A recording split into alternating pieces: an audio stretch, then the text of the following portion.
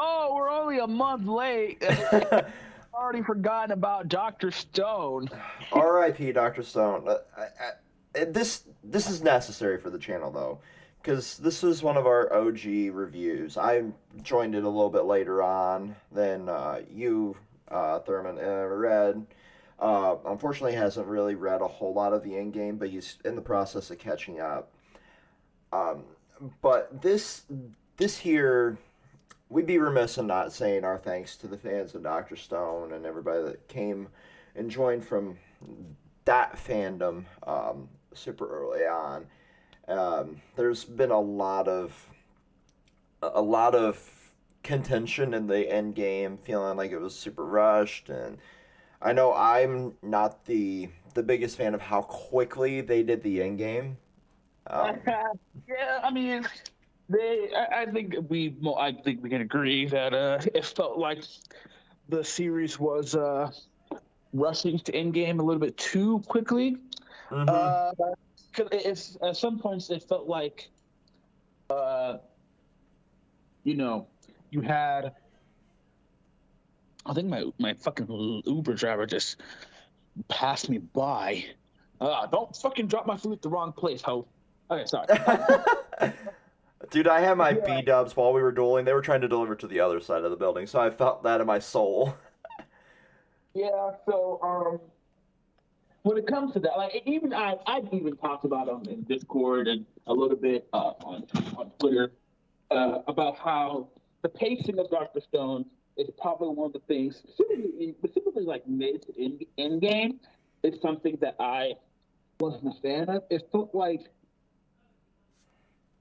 Ignoraki was trying to rush to the end because usually track record, because his other series was I Shield 21, usually around like 300 chapters. I don't know. I think that's like what 30 volumes. Oh, he's right here. Like 30 volumes or so. It's his. Maybe that's 28 volumes. I'm not entirely sure, but uh, hold on one second. Thanks, man. Appreciate it. You have a good day. Uh, around around like 30 volumes, 28 volumes. I don't know how much 300 chapters is, but around there is his limit around 5 years. I think because ISO 21 was like around 300 chapters, and 300 chapters is around like 5 years, 6 years, around there. So, not a short manga by any means. 5 years is pretty long to be writing. So, but I can tell that he was trying to rush to get to his like deadline for himself, and I was just like, that's fine, but it felt like we needed like another year or two of content before it actually ended. I don't know if you feel me on this, David, but it felt like when it came right down to it, I felt like we should have had like at least like a 2 years, 2 years more, like at least like 350 or close to 400 chapters. Because like only like it didn't exactly end at 300. It was like 200 and some change, but like even then, like holy shit, it felt like a lot of the stuff. It felt like we could have like integrated at least like two or three more arcs before the moon. You know what I mean? And it felt like he was like rushing towards the end. So that's my only gripe about it, really, mostly. Yeah, so before I get too far into that, I did post a community poll and a Twitter. I wanted to read through a few of those comments before I forget because I'm literally just waking up because we had planned to film this a little bit earlier, but then things happened, and that's why Red's not here. Um, so there is uh, quite a few of them here. So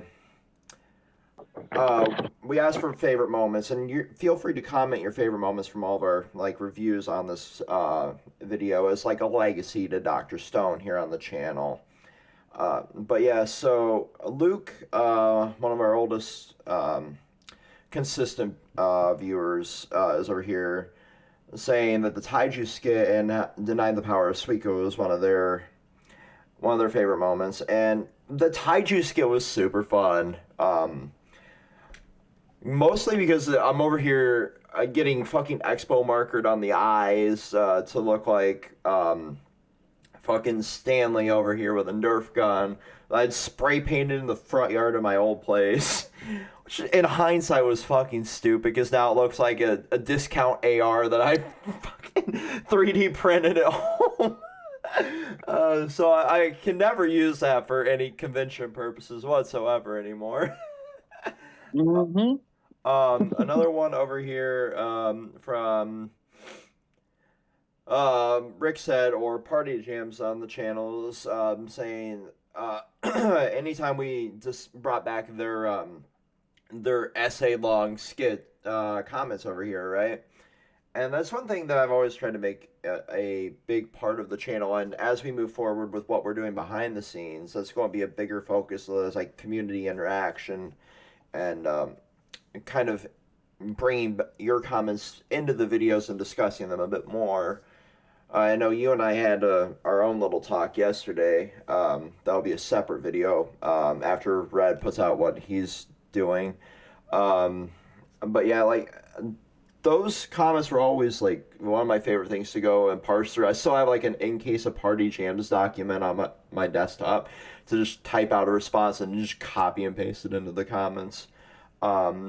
Frenchy Fries is over here saying when you were constantly shitting on Taiju, that was your guys' arc, so because I wasn't there until Taiju had a little bit more character development. So what all was the Taiju slander about? Oh yeah, so it was just funny because back when we were first starting it, Red and me agreed that Taiju was originally going to be the main character, but the author realized how much he sucked, and so he immediately replaced him with Senku, and it was like a whole like Taiju NTR joke that's been running for a long time, and it just fits so perfectly because it made it seem like like every time Taiju would show up, Senku would just cuck him and everything. Well, really funny. A really fun joke. Kuka would stick, and it felt like the author was like helping us with the skit and all that. Mm-hmm. But really fun. Yeah, so we kind of played into that as well with and the little watch dude. I forget his fucking name because after that one arc, he was kind of useless. But like that, like still kind of played into that fucking because Taiju got cucked in the skit. Oh shit! And then Tengu, one of our oldest Doctor Stone friends, we met them really more over on the Doctor Stone Amino. R.I.P. Doctor Stone Amino, I guess. I haven't had the Amino app installed for quite literally since I moved out to Red's place. But that was chapter 66 review, moment a beautiful friendship was born, and I couldn't agree more. I'm super happy to have the community that we have, and a lot of it has been part of being a part of the Dr. Stone fandom here on the channel. But yeah, like you were saying, back to that, like there, and then we got like real life Sentient over on the community post. The ending was a bit let down. Really interested in what you guys have to say, and well, we're fulfilling that wish right now. No, like I really do think it would have benefited from another arc between, at least another arc between, prepping for the moon, like gathering supplies instead of like, and this has been my issue with like a lot of the in-game stuff. Is it feels like they were just bum rushing it in God mode. Like I don't want to deal with this. I don't want to deal with this. Like you're just typing TGM into the fucking console on an RPG. Like I really want to just get this shit done. But at the same time, like if you have taken a bit more time to expand on these side projects, like getting everything prepped for the launch and getting all the characters back organized and preparing the different teams and seeing a bit more of the behind the scenes and the character moments that we got in early, I feel like this would have had a bit more of an impact. Because instead we just get this like reunion at the end where fucking everybody's story is going to his own little path, but we really don't feel a whole lot for that final chapter and that time skip there. Even though there could be a part two if you want to go off of what Senku's working on in the background at the very end there, you know. But It could be. yeah, I don't think that Igarashi and Boichi are the type to do a part two like you have with Fujimoto and Chainsaw Man though.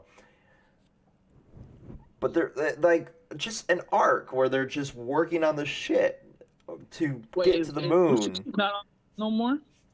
What's that? Rooster Teeth not on Verve no more? No, they're not. Oh shit. Okay. Well. That's why I just canceled my Verve membership. I'm like, well, there's no point in me keeping this when High Dive left, fucking Mondo barely has anything on there, and Rooster Teeth's not on there, so there's no real need for a Verve account anymore. I was for Death Battle early, but Nah. okay. Well, anyways, back to what you were saying. Yeah, I agree with you. It's just, at the end of the day, I mean, it was still good, but I just felt like it should have been longer. You can definitely feel like it was rushing. Mm-hmm. It was getting rushed towards the end, and I got understandable, but at the same time, it's kind of like, Yeah, and that's the thing that I was talking about when we were doing like that top 10 bit in that 6 hour stream that we did after con. It's like where or how the ending was handled would rank where I thought that the series would be.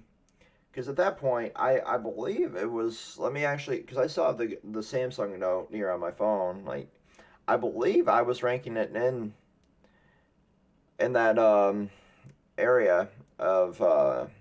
No, I didn't. I said I could have. I remember I said I could breach into the top 10 if it was handled right. And unfortunately, like most modern Jump titles, it kind of fumbled the bag at the end. And that's the issue I'm having with modern manga. It's trying to appeal to this broad audience, and it's a little bit of a reason why we see the format we're taking here on the channel and what we're doing behind the scenes, because there's only so much manga I personally can stand talking about in a content perspective. That's why I like doing the read-alongs over on Twitch versus doing a lot of the review format. And that's why we kind of rotated series out. I'm like, I'm not feeling this. Let's do this. I'm not feeling that. Let's do this. I really think that modern manga needs to stop trying to appeal to everyone, because not every genre is meant for everyone. It's the same way with like somebody that hates a shooter isn't going to go and play fucking COD, you know? Yeah. So somebody that doesn't like slice of life in their series isn't going to go out and read that type of manga. But you see them try to push that scene into the mainstream. Whereas somebody that hates Battle Shonen isn't going to go out and fucking watch or read JJK or Dragon Ball or anything like that. Whereas, like, back when we were growing up, you would see those fan bases more segregated, and I hate using that term because it's not the most appropriate term in modern time, but you would see those fan bases kind of sit out and do their own thing. Like the Slice of Life fans are over here, the Battle Shonen fans are here, and you would see a lot more passion and a lot more of that feel, that genre port into those series instead of trying to mix and match. Like, we need a romance element, and we need a battle element, and we need just this absurd gag element all thrown into one series. mm-hmm. And that I kind of feels like that's what that end of Dr. Stone was trying to do. Like, it was trying to rush into more of that let's bomb rush everything, throw a few battles in here, and then fuck off into the sun.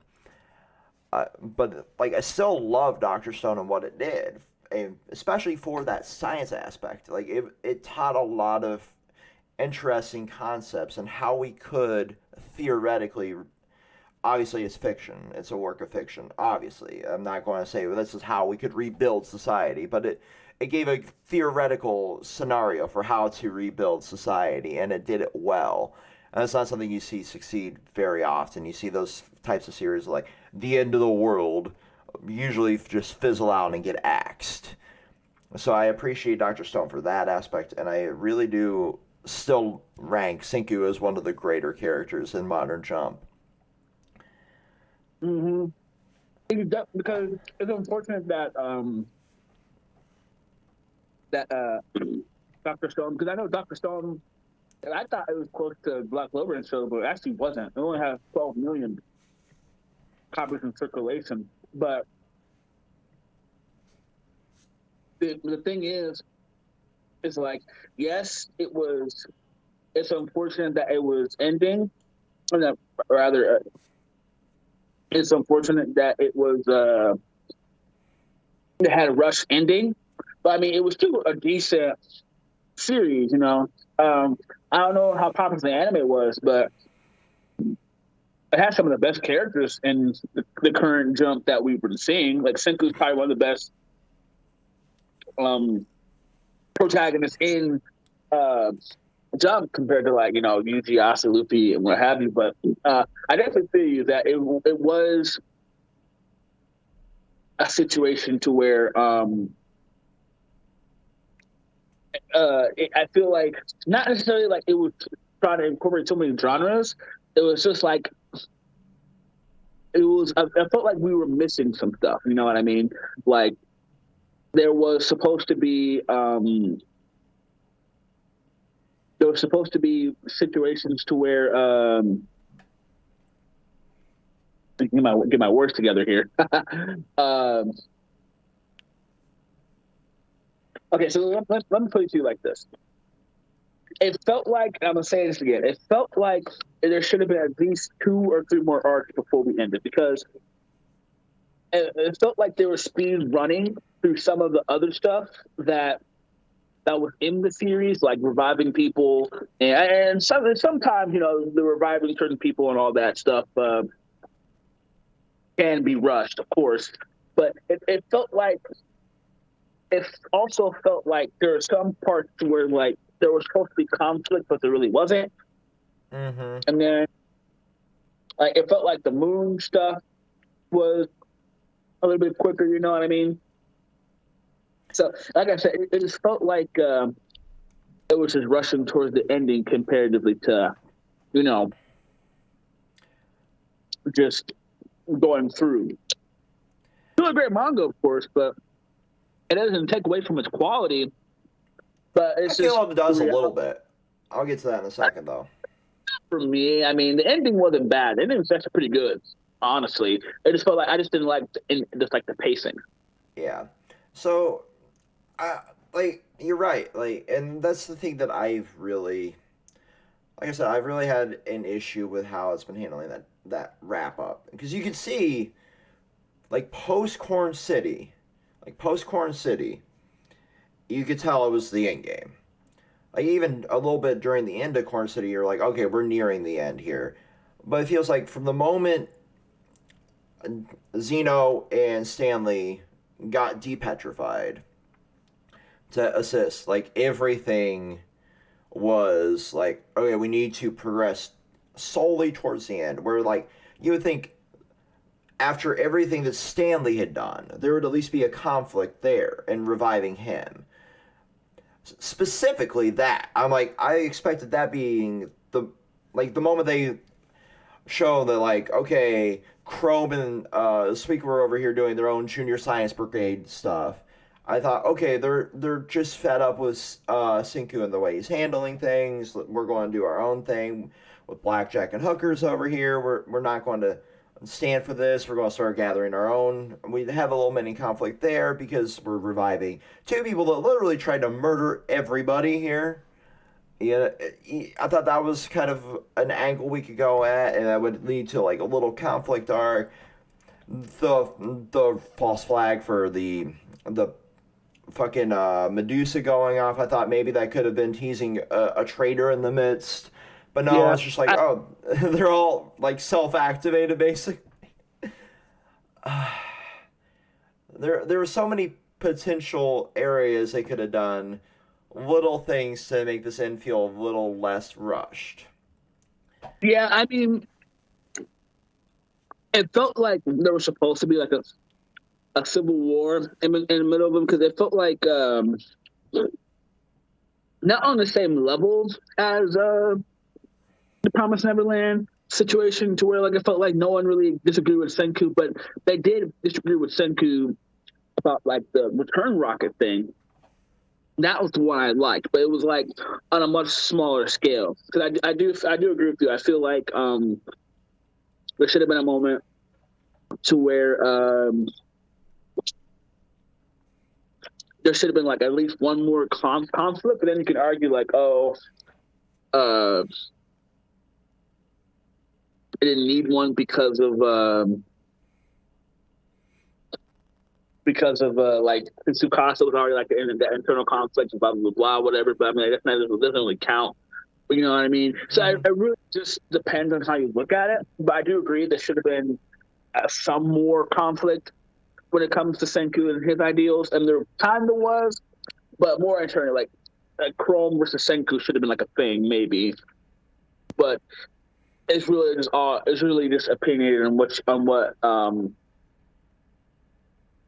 what you would literally consider like good from create like a little conflict with Senku about something. And the return rocket could have been that thing, but it got settled kind of quickly. So it's really just depending on like how you see it. You know what I mean? Yeah, for sure. I'm not trying to detract from Ignoraki and Boichi here. Like, they have created a masterful series overall. You know, it just took like what could be a 9 to a 7 to me, which isn't bad. It's still a great series. It's still one of the best things to come out of Modern Jump. But at the same time, I wish there would have been that little bit more. And like you said, like those few little nuggets there would have like boosted it to an 8 or back to that 9. Um, but overall, as a total product, I'd give it that 7, maybe a 7.5. And it's still what I'd love to see here at because this team works fantastically together. Their art style and their story style mesh really well. I know Boichi has like a half a dozen things going on in his life. Ignoraki has a few other things going on in his, but I would love to see them collaborate again on something, be it a one shot or like another series as a whole here. It's very the thing that's very rare is seeing that this isn't a Japanese artist. This is a Korean artist doing things, Boichi. So I really I love that, and I really love the fact that we've transitioned from because I knew of him more from the hentai side of things than the I traditional didn't style. I didn't know I didn't know he did his stuff. Oh yeah. Oh yeah. Just browse that and have your daily fap and just enjoy. That's all I say, my good sir. But no, I mean, like it's true. that. Manga go start off as hentai artists.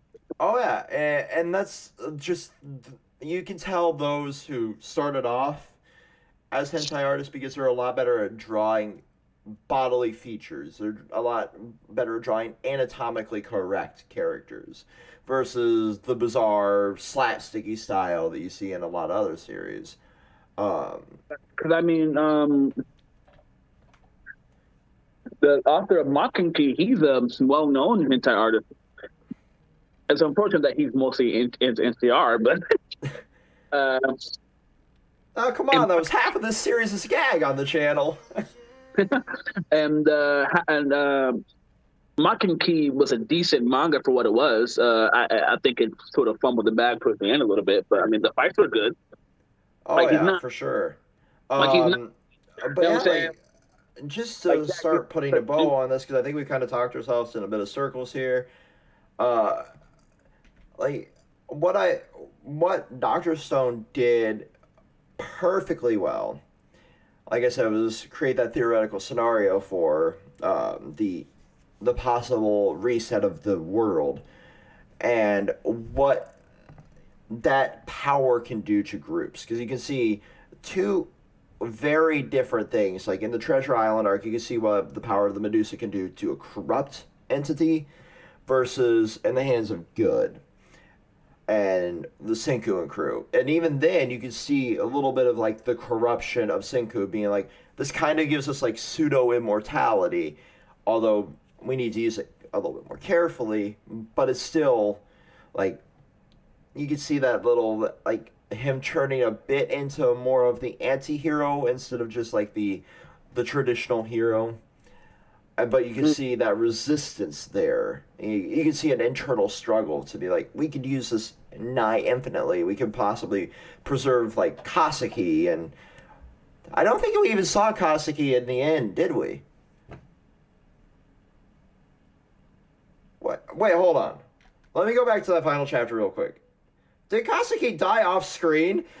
Wait, Thurman, take the wheel for a second.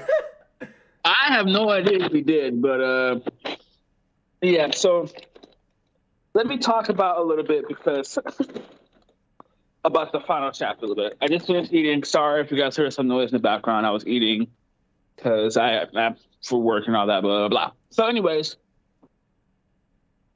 let me give my thoughts about Dr. Stone and what this series meant to me, because I remember reading the first chapter of this series, and chapter. And I remember talking to my friends about this series, another friend group about this series, sort of, excuse me, burp, sort of like discussing like what this series could be, because I have watched Eyeshield 21. I haven't read the manga yet, but I'm watching it, and I love Eyeshield 21. Like, the writing and everything is great. So when it came to this one, I was excited because he came back. Because here's the thing about current authors from like the past, like the 90s, 2000s, and what have you. Like, it's great them coming back because we get to experience a series, like their writing style that we couldn't experience growing up. Like, imagine if Toriyama came back, right? I'd be super excited because I'm like, we've all watched Dragon Ball, but like reading like a new series from him would be exciting because he's writing and drawing not for the old generation, but for a new gen, for us, right? It'll be the same if like, Togashi,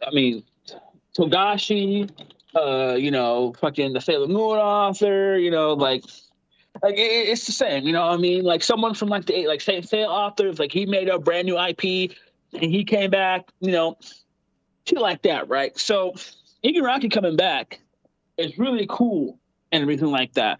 And not to mention, Dr. Stone was a series that I was hyped about because at first, me and my other friend groups, we were just like, oh shit, what's this going to be about? Like, what's going on? Like, and the art was very different. The art style, I wouldn't say very different, but like the characters look very different compared to like now than it was 5 years ago. And we were just like, bro, so Dr. Stone, you know what I mean? I hope it survives, It's really, really cool. Because that was the biggest thing when we were just now getting into like the manga industry and like the numbers and stuff like that is every time you like a new series, you're hoping it doesn't get axed. I remember this conversation we had. It was just like oh man, I hope this shit doesn't get axed, and you guys can think it's gonna get axed, man. it was good days. I mean, we're doing that now. I'm praying for Ashimon to survive the fateful axe, but I'm just like, man, bro, man. Oh, it was a good time because bro, I still have PTSD after Demon's Plan and Red Sprite, bro. Those two series should have been ongoing right now, 300, 400, 500 chapters, just or ended already. Just fucking, bro, Hall of Fame, right? Like, oh man, like, so like, just coming off the cusp of that with Doctor Stone, like, I was like, bro, please, man, this shit gonna get axed. It didn't. 5 years later, Yeah, and you those first like 10, 15 chapters, just to weigh in on that, were not great. They had that identity crisis moment that a lot of series do early on, and that's what Thurman's talking about. If you're not aware, like those first 10 chapters seem to be super critical because that's your first volume, right? know, And if that volume doesn't sell well in Japan and that doesn't sell well here when it gets released, that tends to be when a series gets axed. And that tends to also be like the now in this like 2020 and on, it seems to be the difference between it getting a physical volume first and a digital volume first, looking at like Hardboiled Cop and Dolphin, Magu-chan, and the like there. Because Magu-chan didn't sell very well overseas, so why are they going to print them over here? So now it seems to be like that test because you saw Yozakura Family now getting that physical release here in America in, I believe, June. You can correct me in the comments there on that. But and it's funny too because when it comes to something like that, like because recently there's been a shocking because like a lot of people assume that certain series are going to get axed, but it's funny because a lot of the battle shonen, your typical battle shonen, are actually the ones getting axed, while your non-typical stuff, like Magu, people assume that Magu-chan was going to get axed a long time ago, and it survived long enough to go a complete run because Magu-chan wasn't really a series that was meant to go on for a long time. Although I think it should have lasted until at least the end of high school, but it could have at least lasted to like 150. yeah, but I mean, but to be honest, I'm not that big a fan of short series altogether. But I mean, like short series are good. Like Deadman Wonderland is probably one of the best shorter series I know. And Devilman Crybaby is only like 7 chapters, but like a few pages long. So I mean, like I don't have a bias against them. I'm just not a big fan because I think short series only work for certain uh for Writing certain styles in general. yeah, for certain styles, and Magu-chan wasn't a short series style to me. Like short as in like 77. Like 77 was too short. I think at least 100 chapters or 100 something chapters. Like you like your typical romance manga, because most romance manga don't even last like 100, 200 chapters. Some of them last like at least like 100. Unless you want to watch the fan base turn in on itself. Yeah, because I mean, like, because most romance series end like after high school graduation. It makes sense because I mean, that's essentially what the appeal is about, the high school. Unless you're like a domestic girlfriend or something like that that has That's Lexi. what I was getting at. Yeah, because I personally like I can't like when it comes to romance series, like I have nothing against them. It's just like romance series are just boring unless that's why I like harem series because like there's a twist to it. Like series like To Love Ru, World God Only Knows. It's not just romance. There's something a bit about it, or like harem series that have like a battle shonen elements to it, like Trinity Seven or like High School DxD, shit like that. My romance has to have like something tied to it. It can't just be romance. Like Blue Box, I like because it has sports tied to it, even though the sports aspect is kind of lacking. But something like that. So going back to what I was saying, like Magu-chan was short, but not. I think it should have been a little bit longer, like 100 chapters or whatever. So when it comes to the axing part, it's very worrying because it's like a lot of the stuff that we thought was going to get axed didn't get but a lot of people thought that Yo's family was going to get axed alongside Matsumi Security. Like Matsumi Security Busters and Yo's fam was neck and neck because one was a gag manga and one was a shonen manga, and they were neck and neck. But Matsumi Security Busters lost out in the end around the same chapters that Yo's fam had. And a lot of people thought Yo's fam was going to get axed, but Yo's fam had a lot of like cover.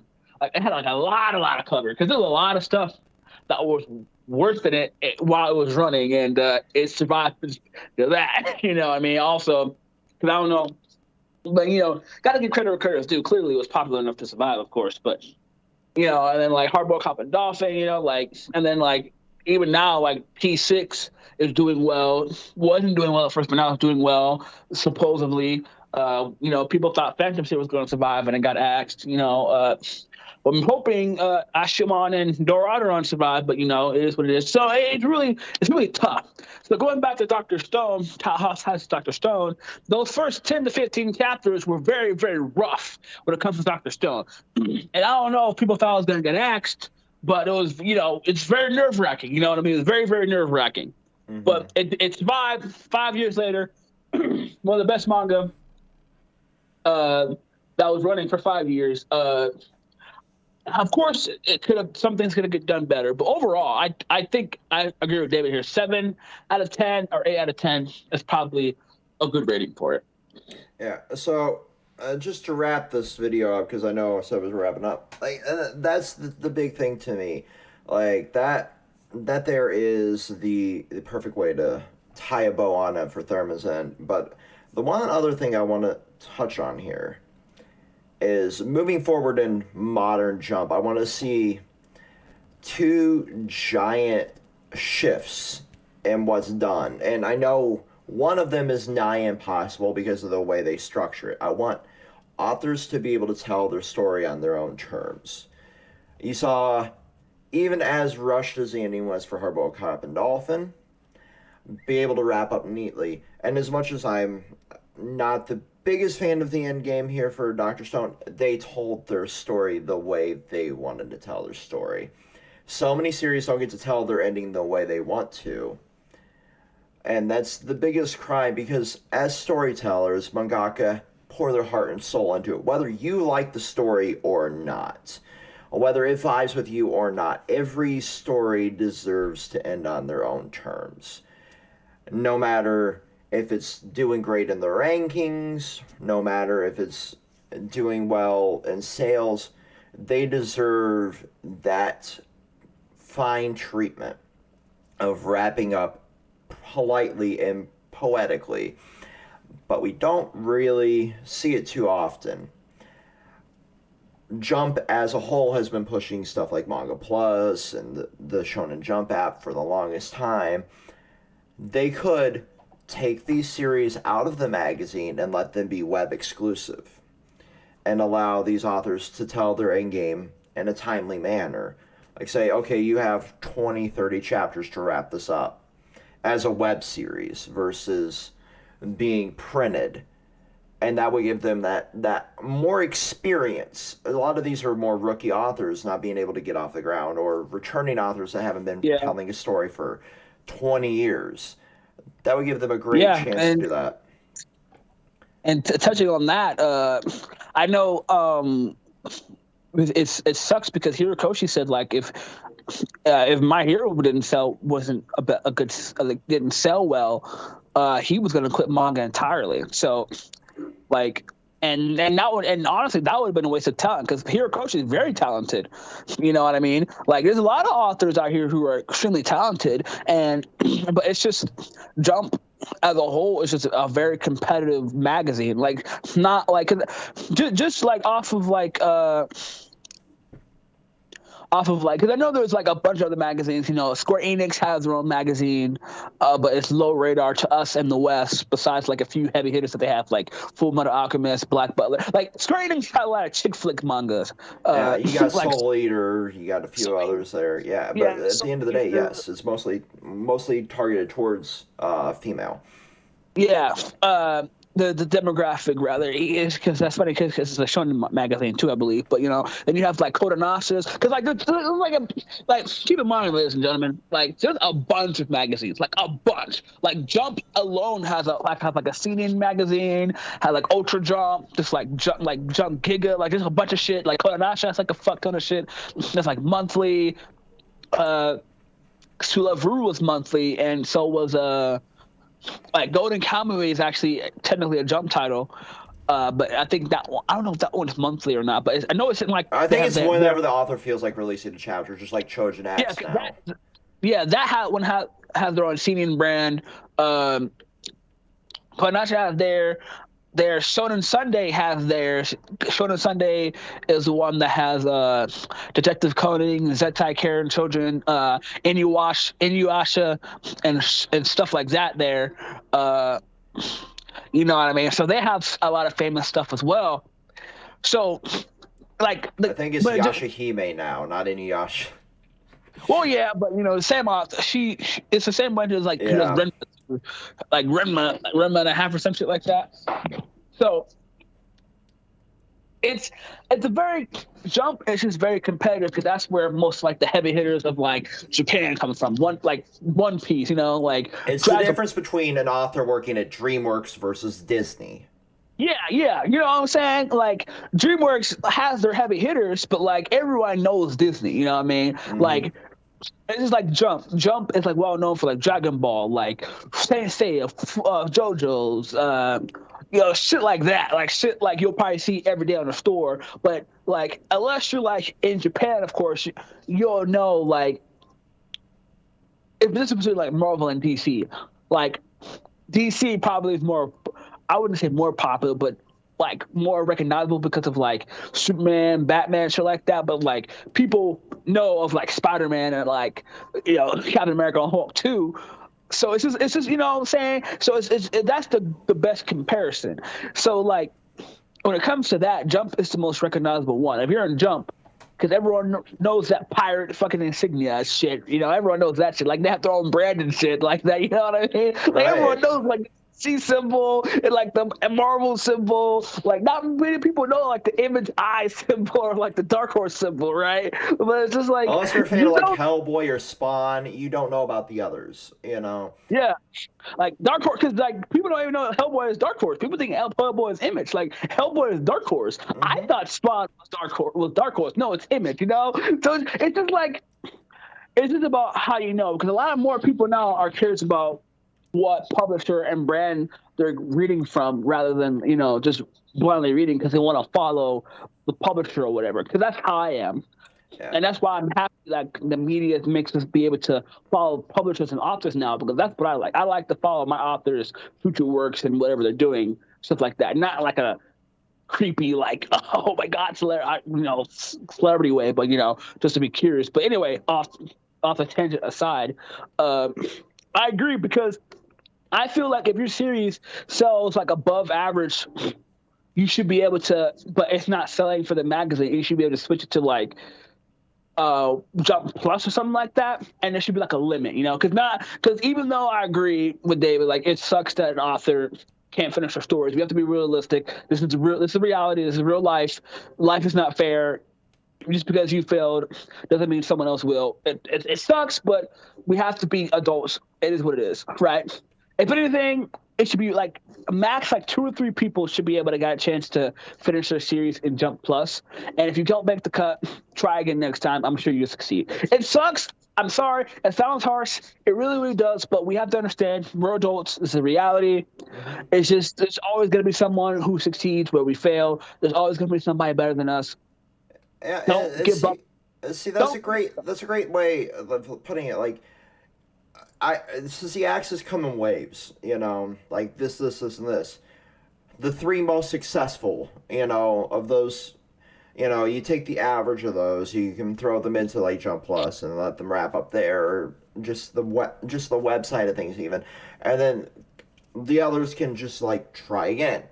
You know, and if those others kind of revitalize their series, they get another like advanced run at getting back into the magazine with their next series, say. And that would give them like that twofold like incentive to do well, and you know, if they're in Jump Plus or if they're on the web, like impressions on that. It's not like we can't measure the metrics of all of this shit now. You know, we can measure clicks like, oh, this is on the app now. Cool, I can read this series and see how it continues or concludes. You know, and those clicks on there or those purchases there over in like Jump Plus or whatever magazine they get shifted to, can kind of incentivize those authors to do better, and kind of just push that there because they love that ultra competition. That would give them even more reason to do something like that. And the other big thing, because we're approaching like an hour now, or 45 minutes. The other big thing that I want to see from Jump moving forward is giving these veteran authors, because a lot of them are still writing like it's the 70s or the 80s. They don't deserve that. We know your name, so you get preferential treatment. You seen it with Bill King. You saw it with Samurai 8. You saw it, like those authors, just because they're a well-known name, don't deserve more special treatment than the rookie authors. Just because your name sells does not mean that you can. Oh, sorry, Kishimoto, your series didn't do well, but let's give you a whole other volume. That's fucking bullshit to me. If they're going to do that to them, they should give that same treatment to everybody that's in the magazine. That's just my thoughts on that.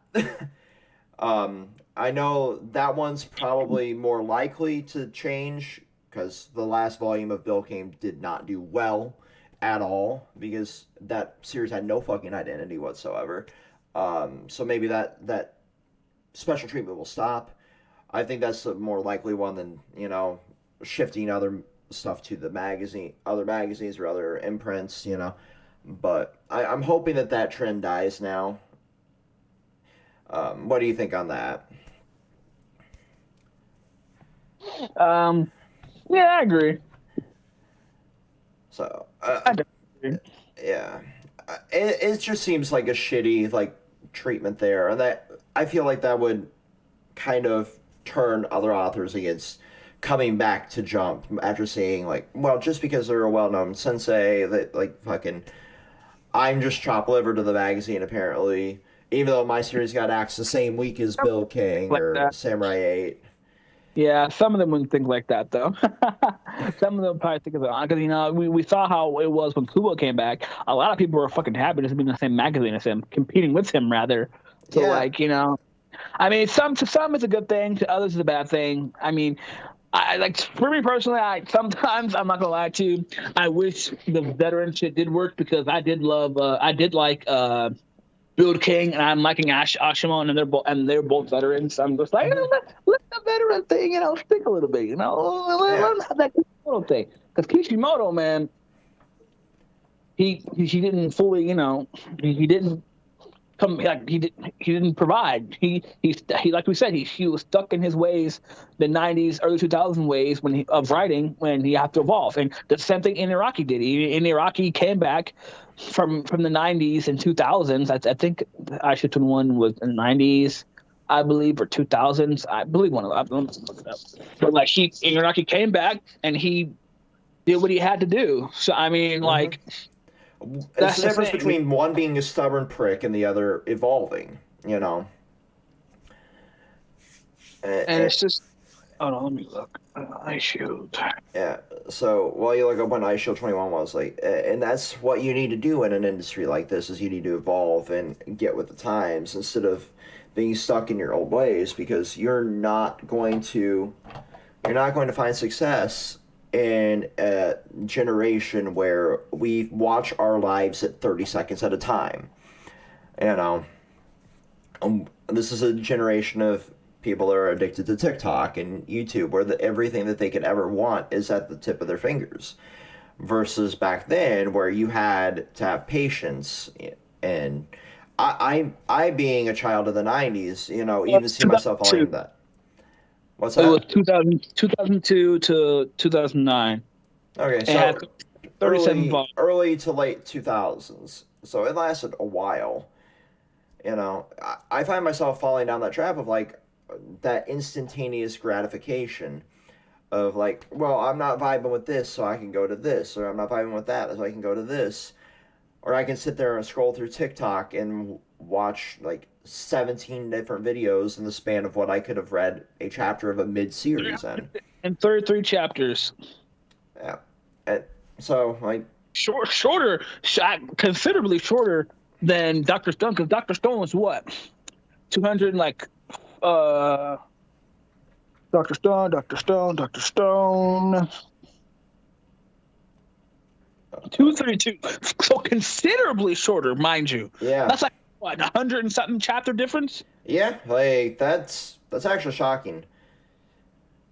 That's And it's sold over 20 million volumes. So like I'm saying, like Dr. Stone, he came back and did what he had to do, you know what I mean? mm-hmm. So it's just like you have to understand that the difference here is very, very key.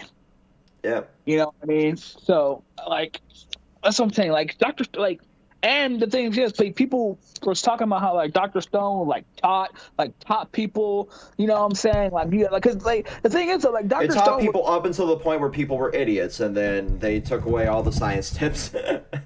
yeah, because it's just like Dr. Stone series was very unique. I loved everything about it. Like, I wish the fights would have been a little better, but I mean, like, well, it wasn't meant to be a battle shonen, so I yeah, kind of forgive it there. yeah, it's a thing too. Like I love the fact that Senku had like a science battle with Ibra, like a mind battle. I wish I saw more of that. Like it was just really good. And the only thing I'm saying I didn't like was like the ending. Like they're not the end because the ending was great because they even talk about like the spoiler ending. And I don't know if David, you want to while we're wrapping up this a little bit because So like what the fuck was that Medusa beast? the Y-Man situation was very, very interesting because like everyone thought they're different things. So, but the Y-Man being what the Y-Man was very, very interesting. And the whole talk, like, even like the Y-Man stuff felt like it was a rush just slightly. And it's just like, that's why I'm saying, like, I'm not trying to take it away from Dr. Stone at all. The fact that I didn't like the pacing towards the end, but like the series itself had a lot of good moments to it. And like the Wyman stuff was very, very interesting, but it was just like, whoa, the parasites, wow!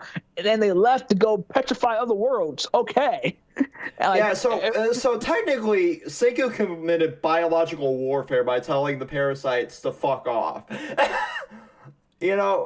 Just think about that for a moment, because those are technically parasites. That's bio warfare, and then he fucking kept one.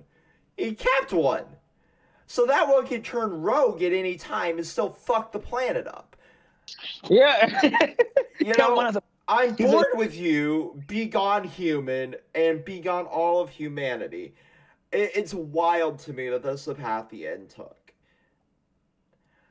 But it's still a unique ending, It's still a unique way to handle a final villain, even if it's like, be it just a parasite or be it, I honestly thought it was going to be like some sort of rogue version of Byakuya or one of the crew, possibly, since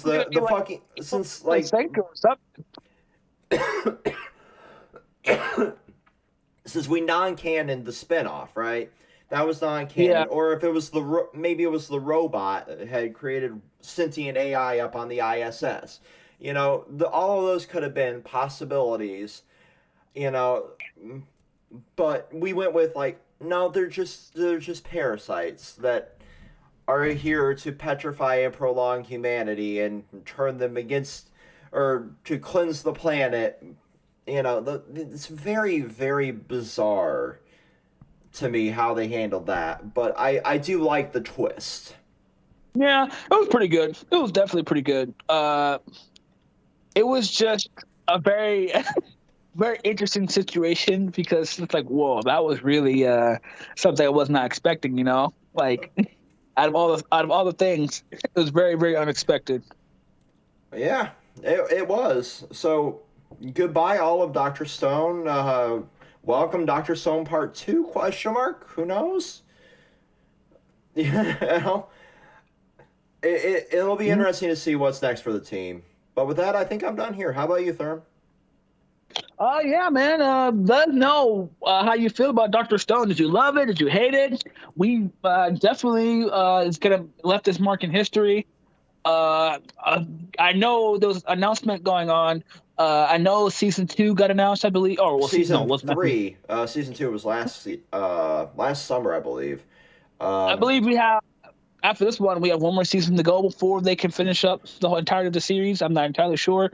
Yeah, because we're doing a Ryusei special. They announced like the VA cast for that, and then it's going to be taking canon material from it, I believe. I was seeing bits and pieces of that in the Discord chat, so that'll be interesting. And then season 3 will probably take us up to Corn City. Then we could probably wrap up Corn City and the final arc all in one season. Probably not. Probably have need one more season for that. Probably like a short season or some shit like that. But I'm hoping for a game, not a bullshit ass puzzle.